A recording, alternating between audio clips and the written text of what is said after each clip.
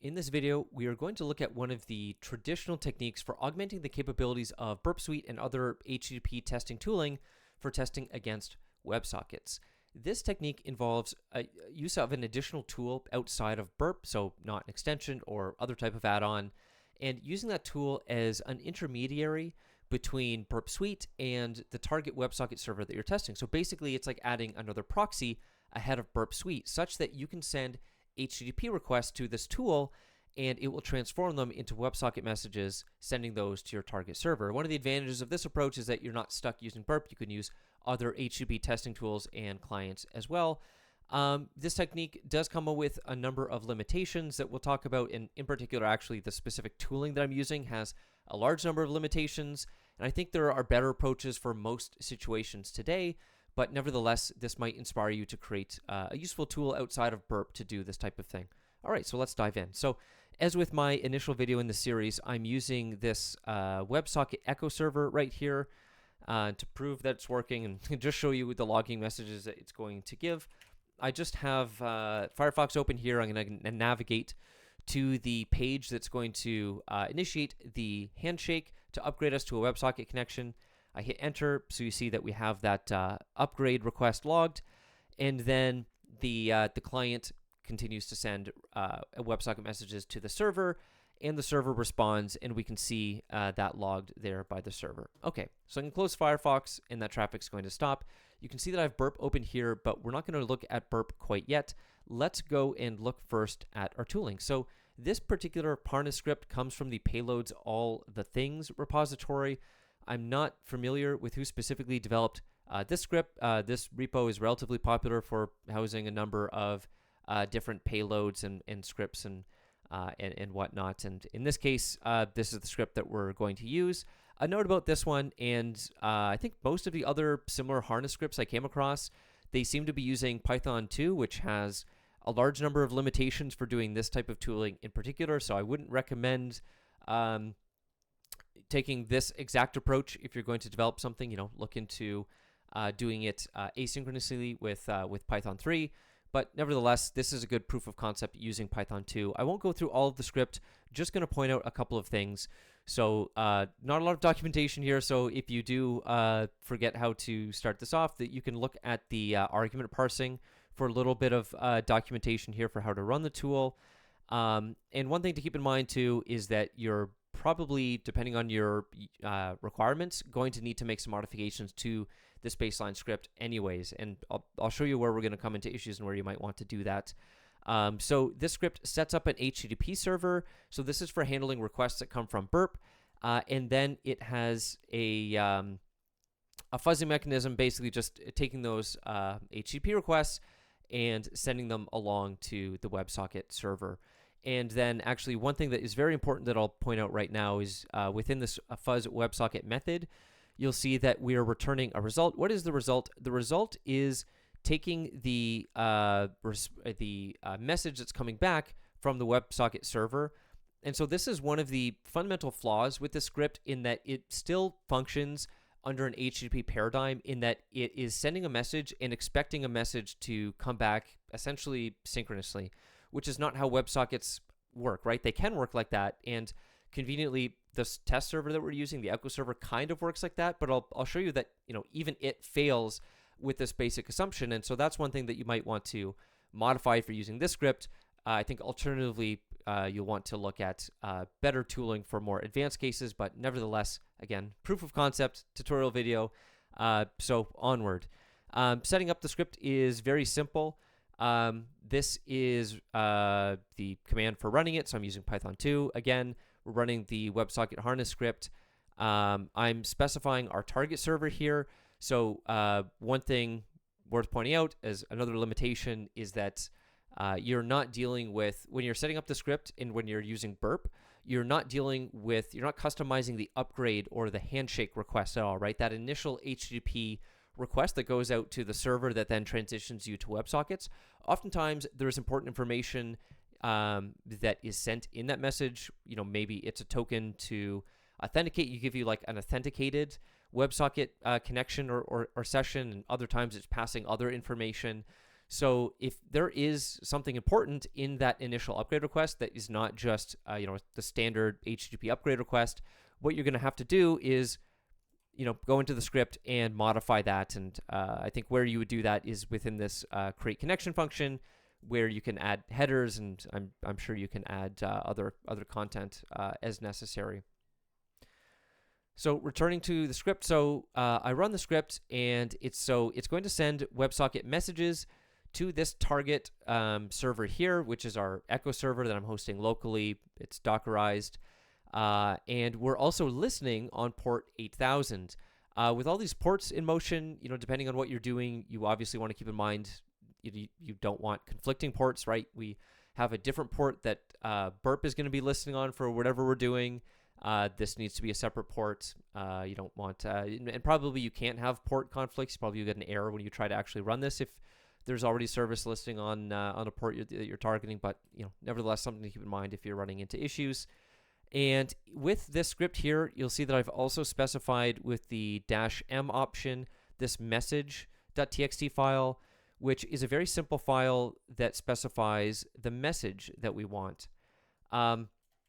So this is the template message that we're going to use to send to the WebSocket server. And this is another big limitation here in that it doesn't give us a huge amount of flexibility for dynamically constructing messages.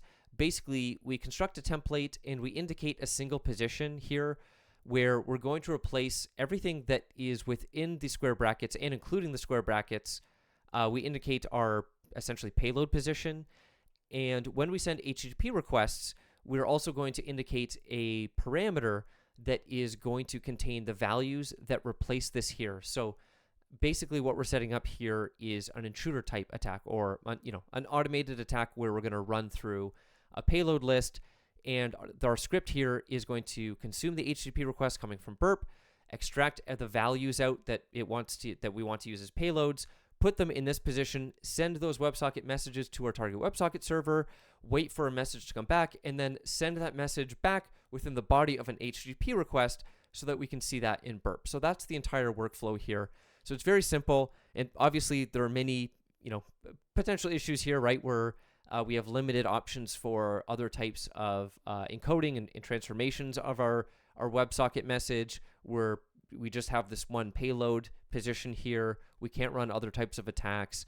And for all of those limitations, you're basically going to have to overcome them by making modifications to the script or coming up with your own WebSocket harness script to do these types of things. So this is one of the challenges with this approach.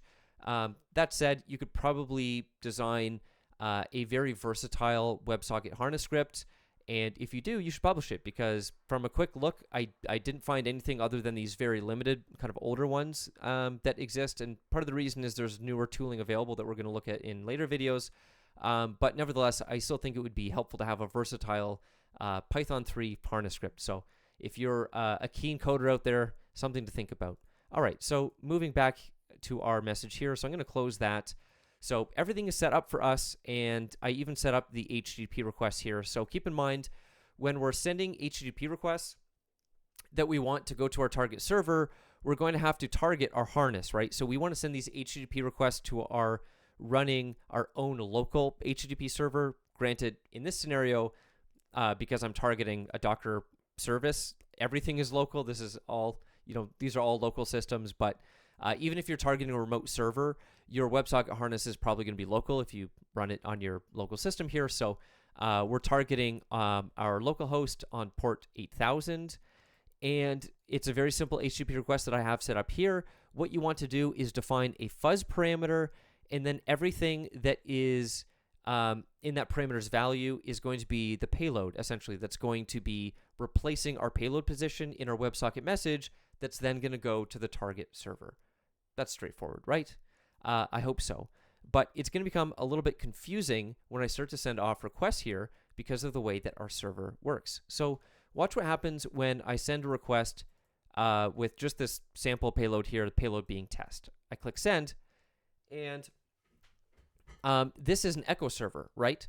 This is a server that's designed to send back to us what we send to it. And our harness here is designed to grab the message that comes immediately back from the WebSocket service and send that within the body of the HTTP response. And of course, we can see that logic down here under the do get for the HTTP server, that we're writing this result. The result comes from the fuzz WebSocket function up here, which is just returning the message that I assume it synchronously waits for to come back from the WebSocket server. So in fact, I think probably this might hang if there's no message that comes back. I'm not sure what the behavior would be by default, but I think it's probably synchronous. So what's happening here is we would expect that when we send this request, that the message that comes back is test. It should send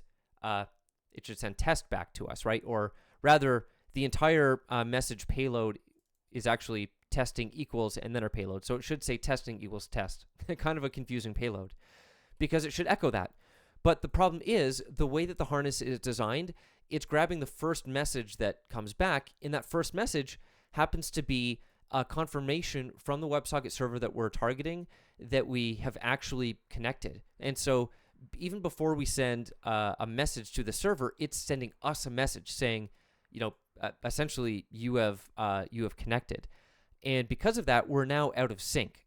So if I send test1 as a request here, it's going to serve us now that next message, because those messages, I assume, are waiting in a queue to come back to us because of the way that the harness is dealing with it. So now if I type in test2, it's going to send us back test1. So this is not something that you can just fix in, like I could alter the script, right, for this specific scenario.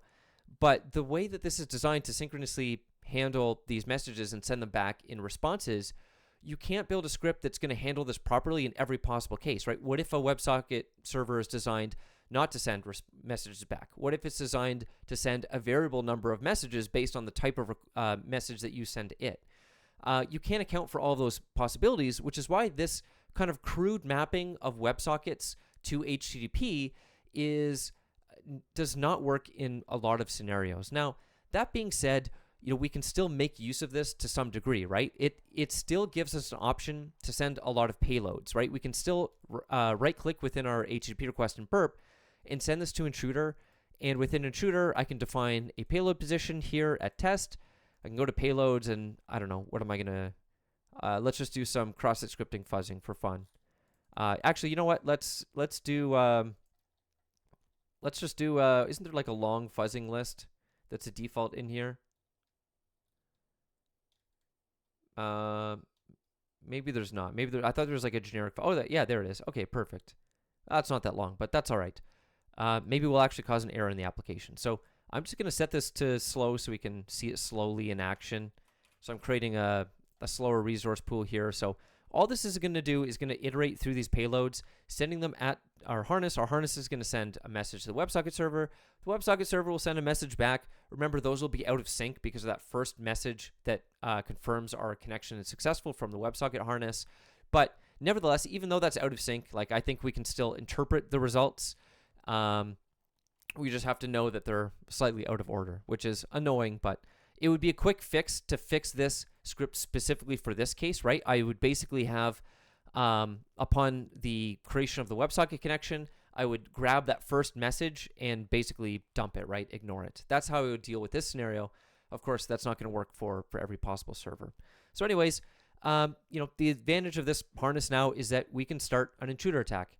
And even though I thought I slowed that down, that went crazy fast, and we did not get to see that happen in action. But you can see that at very least, we're sending payloads to the server. Remember that the request in the response, like the response body content, is not going to match the corresponding message to the server. But if you're testing for out of band vulnerabilities, if you're using blind payloads, there's no real reason for you to see those messages coming back anyways. And depending on what your use case is, you might not need to correlate messages coming back to messages that you send. You might just want to get many payloads to that WebSocket server, and this is a fine approach using this tooling. So that's those are the basics behind using a WebSocket harness as yet another proxy or intermediary between Burp Suite or another HTTP-based testing tool to test a WebSocket-based server. Again, in coming videos, we're going to look at some tooling that I think you will find quite a bit more flexible and capable for most scenarios. That said, this is an easy way to get going to automate sending requests to a WebSocket request to a target server, because that functionality is still missing within Burp at present. So hope that was helpful for some scenarios out there. Otherwise, stay tuned for subsequent videos.